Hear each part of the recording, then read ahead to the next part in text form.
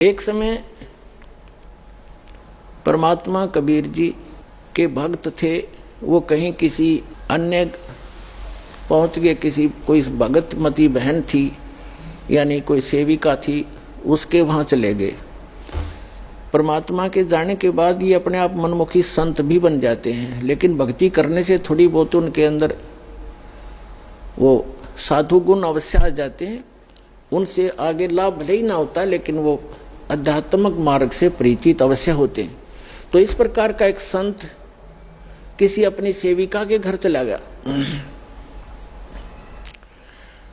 और गुरुजी आगे गुरुजी की सेवा श्रद्धालु खूब करते हैं। और उनके घर, उस बहन के घर जिसके घर वो गया था वो संत, उसके घर उसकी बहन आई हुई थी, उस लड़की की बहन, और उसकी इकलौती पुत्री थी। वो विधवा हो गई थी 1 महीना पहले। और उस लड़की ने, संत भक्त आए हुए थे, उसने भोजन बना दिया। उसकी बहन ने कहा, बहन तू बना दे, मुझे कुछ और काम है और सेवा करती हूँ। तो उस बहन ने वो भोजन बनाया, साधु संत ने खाया।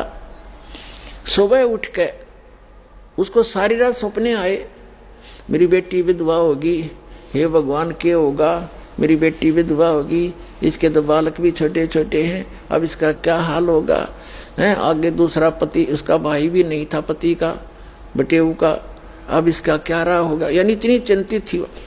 तो सुबह उठ के उस संत ने कहा अपनी शिष्या से, बहन आज ये हमारा भोजन किसने बनाया था, ये कल रात का जो भोजन था ये किसने बनाया था। तो उसने बताया, जी मेरी बहन आई हुई है, उसने बनाया था। अच्छा, क्या कोई आपत्ति है उसके ऊपर, कोई दुख है उसको? कहा महाराज जी घना दुख उसको, तो नाम तो उसने ले नहीं रखा। उसकी एक का बेटी थी और वो विवाह कराया था, 2 बालक छोटे छोटे, उसके पति की मृत्यु होगी, विधवा होगी बेटी, यह बहुत दुखी है। तो पुण्यात्माओं, अब उसके द्वारा बनाए गए वो सोच विचार जो उसके थे उस अन्न में पहुंचे, और उस अन्न को खाने से उस संत भी डिस्टर्ब हो गया।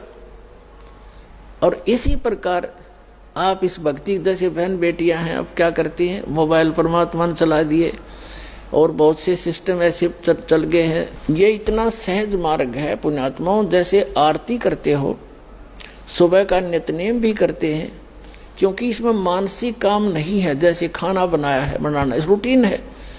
अब जैसे गाड़ी चलाते हैं, अब उसमें मानसिक काम घना नहीं होता, अभ्यास हो जाता है इनका, अपने हाथों का अपने आप ही।